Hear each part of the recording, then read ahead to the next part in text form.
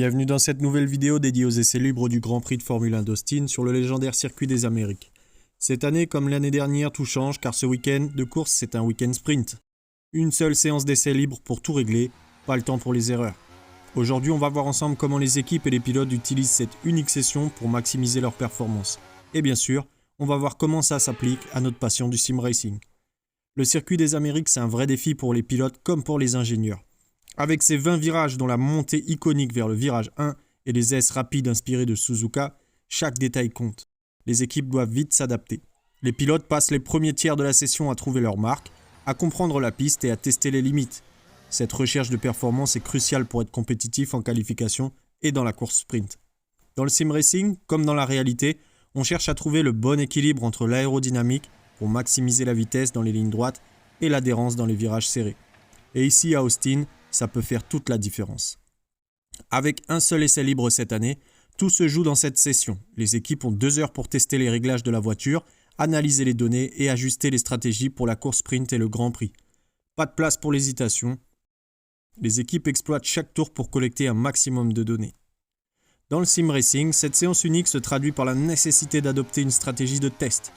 On prend quelques tours pour ajuster l'usure des pneus, les niveaux de carburant et s'assurer qu'on est au point pour la course.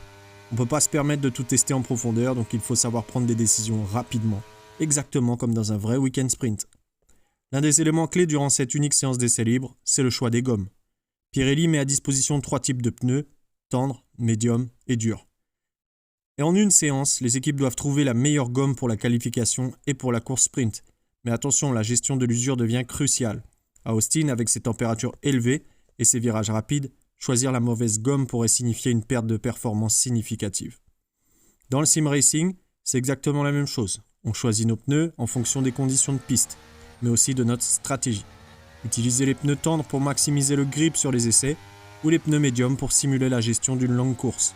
Tout dépend de ce que l'on veut accomplir. À Austin, le facteur météo joue un rôle crucial. Avec des températures élevées, la gestion de la température des pneus et l'usure deviennent des éléments déterminants. Si la piste devient trop chaude, la surchauffe des pneus tendres peut affecter la performance. Pendant cette séance d'essai unique, les équipes doivent tester les pneus et ajuster les réglages de la voiture en fonction des prévisions météorologiques du week-end. Leon.